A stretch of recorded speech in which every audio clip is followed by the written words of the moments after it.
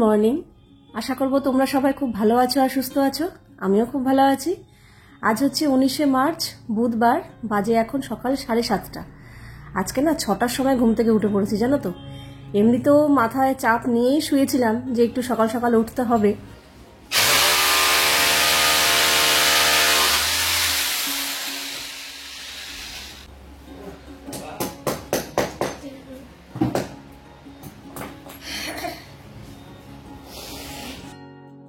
যেই ইলেকট্রিক মিস্ত্রি দাদা এসেছিলেন কাজ করতে, তো তার জন্য একটু চা করলাম।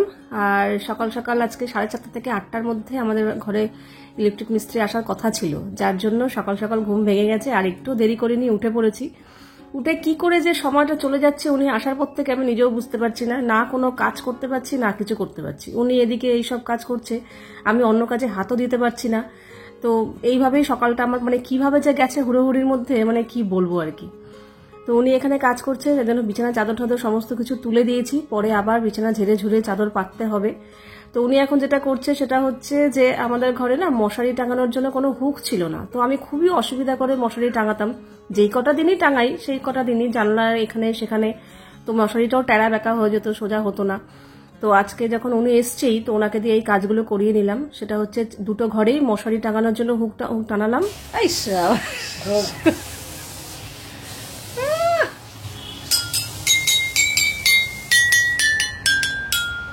আরেকবার কর।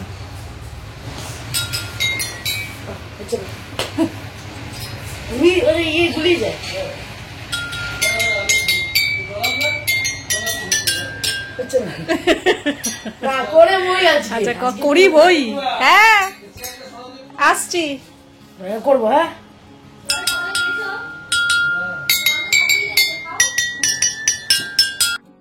আর একটা কাজ করিয়েছি, সেটা হচ্ছে বারান্দায় দুটো হুক লাগিয়েছি দড়ি মেলার জন্য। দড়িতে এমনিতেও টাঙানো আছে, জামা কাপড় মেলার জন্য দড়ি আর কি। তো একটা দড়ি লম্বা করে উঁচু করে লাগালে আমার বিছানা চাদর টাদরগুলো মেলতে সুবিধা হবে। জানলায় গ্রিলে এতদিন দড়ি বাঁধা ছিল, কিন্তু ওটা তো থাকবেই। এছাড়া একটা লম্বা করে হুক, দুদিকে হুক লাগিয়েছি যাতে দড়ি লাগাতে পারি বড় বড় জামা কাপড়গুলো মেলার জন্য। তো উনি এসেছিলেন মেন নিচে গ্যারেজের কাজ করার জন্য। আমাদের একটা গ্যারেজে ফ্যান রয়েছে আর একটা গ্যারেজে ফ্যান নেই। তো যেই গ্যারেজটা আমাদের দরকার পড়ে রেগুলার, সেই গ্যারেজেই ফ্যানটা লাগানো নেই। যেই গ্যারেজটা প্রয়োজন পড়ে না, সেই গ্যারেজে ফ্যানটা লাগানো রয়েছে। তো ইন্দ্র ভাবছে গরম পড়েছে, তো এই গ্যারেজ থেকে ফ্যানটা খুলে এই গ্যারেজে আনবে। তো তার জন্যই ওকে মেনলি ডাকা, ওনাকে। আর একটা কাজ ছিল, সেটা তোমাদের কি বলবো, সেটা তো আর হলো না। সেটার জন্য ওনার সাথে একটু পরামর্শ নেওয়ার ছিল। আজকে কাজ করতো না, ওনার সাথে পরামর্শ নিয়ে উনি দেখতো যে কোথা দিয়ে করলে কি হবে না হবে। নেক্সট দিন আসতে বলতাম যে এই কাজটা করতে, কিন্তু সেটা আর হলো না। সেটা নিয়ে আর কি বলবো, মনটাই পুরো ভেঙে গেল, মনটা খারাপ হয়ে গেল।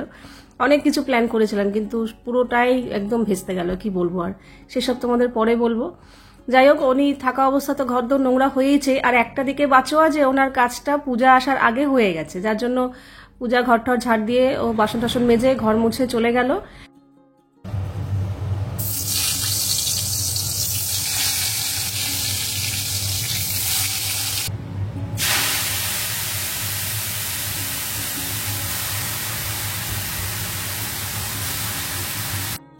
ওদিকে ইন্দ্রও তো বিজি ছিল উনি থাকাতে, তো সকালবেলা বেরোতে পারেনি। বলছে দুপুরবেলা যেইটুকু রান্না হবে, ডাল ভাত যাই হোক তাই খেয়ে ও তাড়াতাড়ি দুপুরে বেরিয়ে যাবে।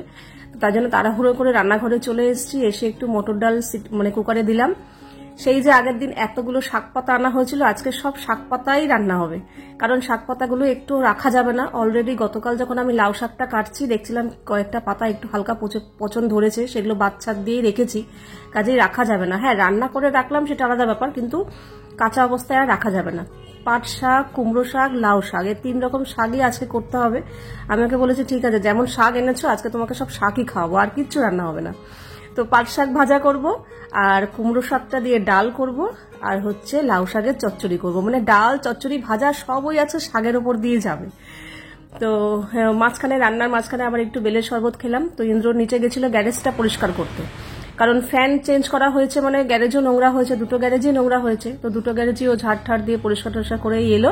আমি বললাম যে বেলের শরবত খাবে, বললো এখন আমি কিচ্ছু খাবো না, তাড়াতাড়ি খেতে দাও, আমি স্নান টান করে খেয়ে বেরোবো।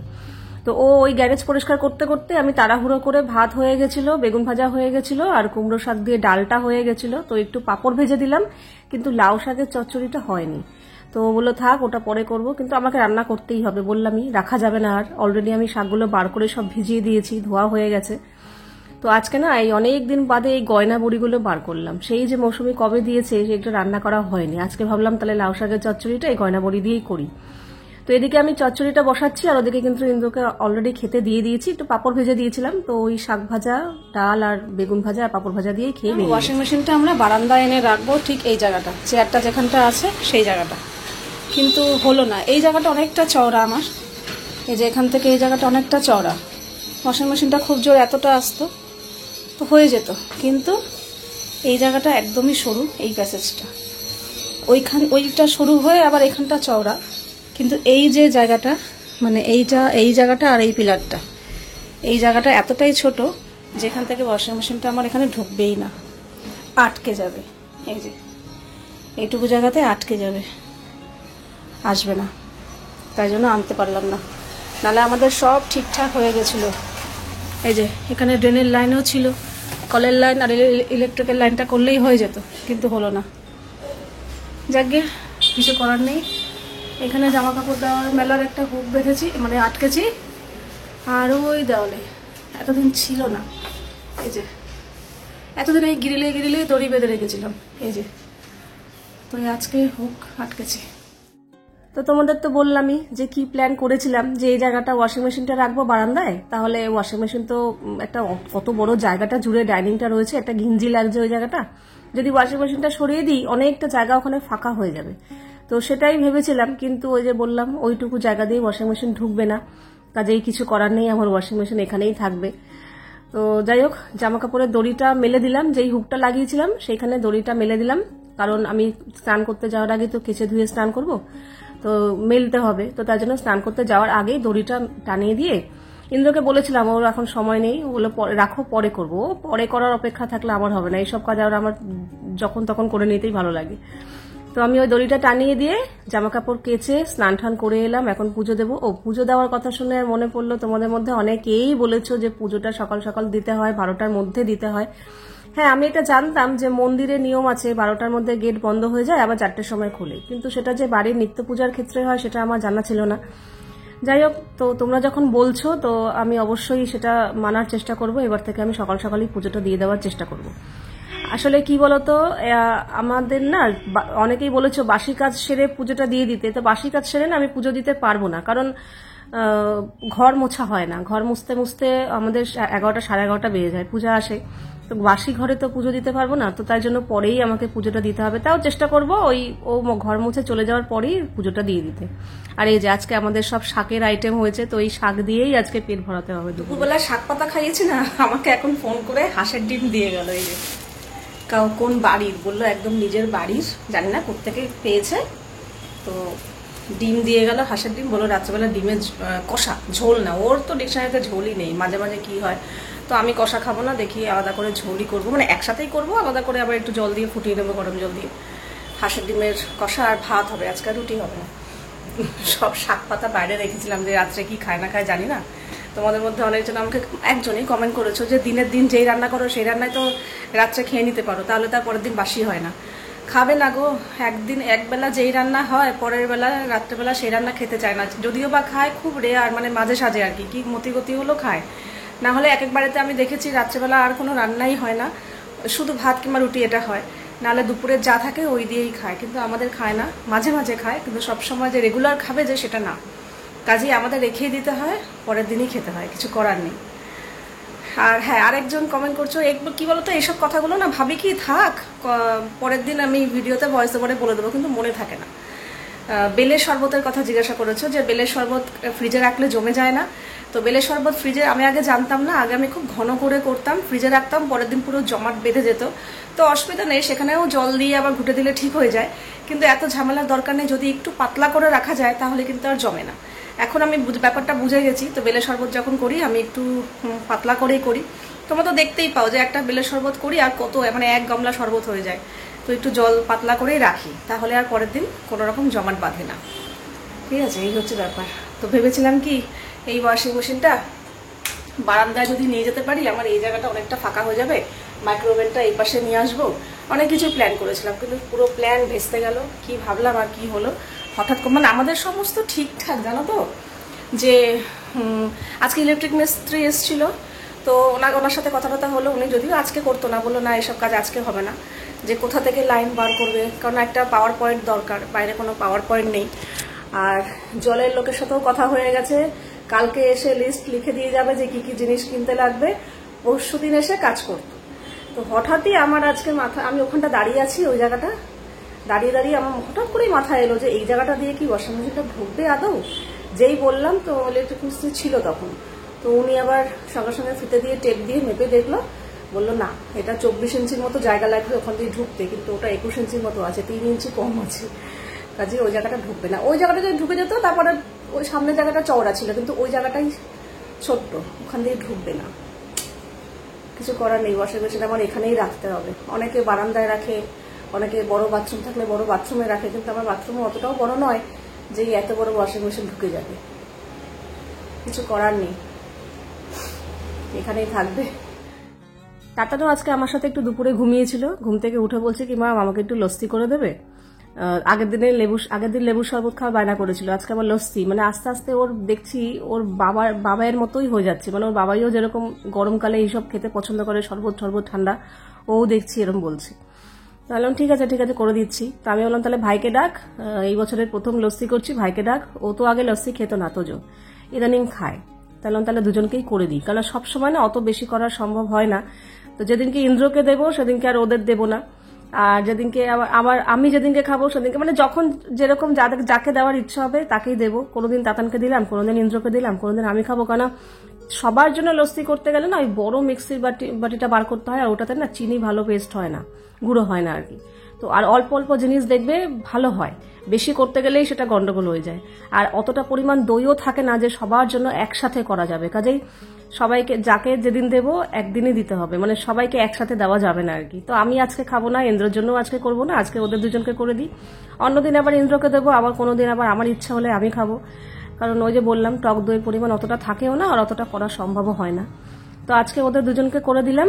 তো তোজোকে ডেকেছি, ও আসছে। আসলে তোজো সবসময় বাড়িতে থাকে না, ওরও এখন রোজই পড়া থাকে। তো আজকে দেখলাম বাড়িতে রয়েছে, একটু আগে এসেছিল দিদির সাথে দেখা করতে, তো এই জন্যই ওকে ডাকলাম, ওকে এখন লস্যিটা দেবো। আর ও আবার কি করছে, যেহেতু দিদির আগে খাওয়া হয়ে গেছে, ও দিদিকে দেখিয়ে বলছে এই দেখ তোর হয়ে গেছে, তো এবার আমি তোকে দেখিয়ে খাবো। আমি বলছি ওর তাতে কিছু যায় আসে না, ওর একবার 1 গ্লাস খেয়ে পেট ভরে গেছে মানে ব্যাস, এবার পৃথিবীর যত তুমি মন্ডা মিঠাই সামনে রাখো না কেন, ওর আর ইচ্ছা করবে না খেতে।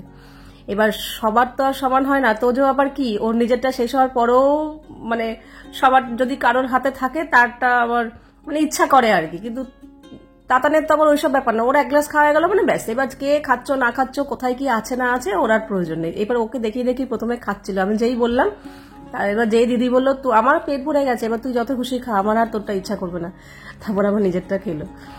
তো যাই হোক, ওরা যে যার মতো কাজে চলে গেছে, আর আমি এখানে বসেছি রসুন ছাড়াতে। সেই আগের দিন 3 গোলা রসুন এনেছিল, তো রসুনগুলো ছাড়ানো ছিল না, আর আমার ফ্রিজে না বেশি রসুন আর ছাড়ানো নেইও, আর 3 কোয়ার মতো রয়েছে, তার জন্য রসুনগুলো ছাড়িয়ে রাখলাম। আর মাঝখানে আবার ইন্দ্র চলে এসেছিল, ও তো দিনের বেলা বেলের শরবতটা খায়নি, তো এখন সাধলাম খাবে, বললো হ্যাঁ দাও, তো ওকে আবার 1 গ্লাস বেলের শরবত দিয়ে আসলাম, ওই ঘরে বসে টিভি দেখছে। আর এখানে আমি রসুন ছাড়ানো হয়ে গেছে, অনেকক্ষণ সময় লাগলো, 3 গোলা রসুন তো। তবে হ্যাঁ, রসুনগুলো এমনি আর কৌটোতে রাখবো না, কাপড়ে পেঁচিয়ে রাখতে হবে, কারণ এখন গরম পড়ছে। দেখলাম লাস্টের দিকে রসুনগুলো একটু ঘেমে গেছে কৌটোটা ভেতরটা, আর একটু কেমন যেন হয়েও গেছে লালচে, তাই জন্য ভেবেছি কাপড়ে পেঁচিয়ে রাখবো, তাহলে আর জলটা টেনে নেবে, জলটা থাকতে পারবে না, তো জিনিসটা ভালো থাকবে। যে কোনো জিনিসই, ধনে পাতা, কাঁচা লঙ্কা, এই রসুন, আদা সবকিছু একটু কাপড়ে পেঁচিয়ে রাখলে দেখছি অনেক দিন পর্যন্ত ভালো থাকবে। এটা শীতকালে রাখতে হয় না, এটা গরমকালের জন্যই প্রযোজ্য, শীতকালে যেমন তেমন খুশি রাখো, কিচ্ছু হয় না। এই জন্যই আমার শীতকালটা ভালো লাগে, খাবার দাবার রেখেও শান্তি, খেয়েও শান্তি, সবকিছু। তো যাই হোক, এখানে হাঁসের ডিমের ঝোল করব, ঝোল বলতে কষা করব ওখানে। আর তাতানের জন্য ওর মধ্যেই সয়াবিন দিয়ে দেবো, তো সয়াবিনও সেদ্ধ হয়ে গেছে, ডিম সেদ্ধ হয়ে গেছে, ডিম ছাড়ানোও হয়ে গেছে। এখানে আদা রসুন কাঁচা লঙ্কা টমেটো পেস্ট হয়ে গেছে, পেঁয়াজও কাটা হয়ে গেছে।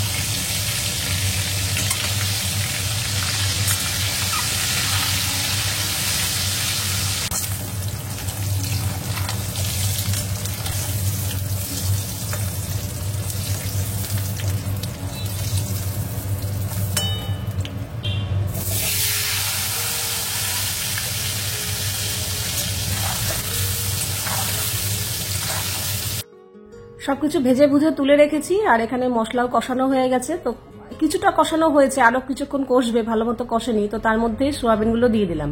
এবার সোয়াবিনটা সহ কষিয়ে নেব।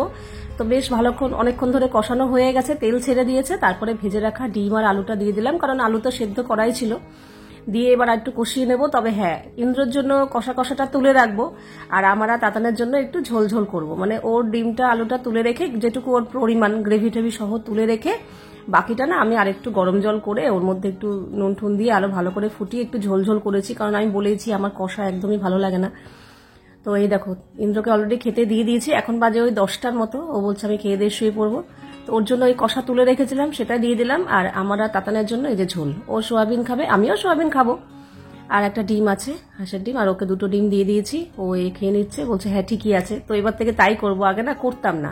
ওর জন্য কষা খেলে আমার ইচ্ছা না করলেও কষাটাই খেতে হতো। এই বুদ্ধিটা মাথায় আসেনি। তবে যবে থেকে এই বুদ্ধিটা এসছে, তবে থেকে আমি আর যেদিনকে কষা খেতে ইচ্ছা করবে খাবো, কিন্তু যতদিন না আমার ঝোল খেতে ইচ্ছা করবে আমি এই পদ্ধতিতে ঝোলই করে নেবো। বেশ ভালোই লাগে, খারাপ লাগে না, টেস্টের কোনো চেঞ্জ আসে না। তো আজকে না গ্যাসের জায়গাটা বেশ ভালো করে সাবান দিয়ে পরিষ্কার করলাম। রাত্রেবেলা খুব একটা করি না, যেহেতু অনেক রাত হয়ে যায়। তো আজকে না দেখলাম বেশি রাত হয়নি, হাতের সময়ও আছে, 10টা বাজে মাত্র। তো তাই জন্য গ্যাসের জায়গাটা ভালো করে পরিষ্কার করে, এখানে কিছু বাসন বেশ জমা হয়েছিল আর কি। বেলের শরবত খাওয়া হয়েছে, লস্যি খাওয়া হয়েছে, সেই বাসনগুলো প্লাস গ্যাসের ঝিকগুলোও আজকে মাজলাম। এগুলো সবসময় মাজা হয় না, কারণ গ্যাসের ঝিকটা তো লাগেই, চা ঠা করতেও লাগে, রান্নাবান্না করতে লাগে। তো এখন আর কোনো রান্নাবান্নার ব্যাপার নেই, ইন্দ্র শুয়ে পড়েছে মানে আর চায়েরও কোনো প্রয়োজন নেই, আমারও আর রান্নাঘরে গ্যাসের কোনো প্রয়োজন নেই, রান্নাবান্না হয়ে গেছে। আর হাতের সময়ও আছে বললাম, তার জন্য গ্যাসের ঝিকগুলো মেজে রাখলাম, সকালবেলা আবার জায়গা মতো দিয়ে দেবো।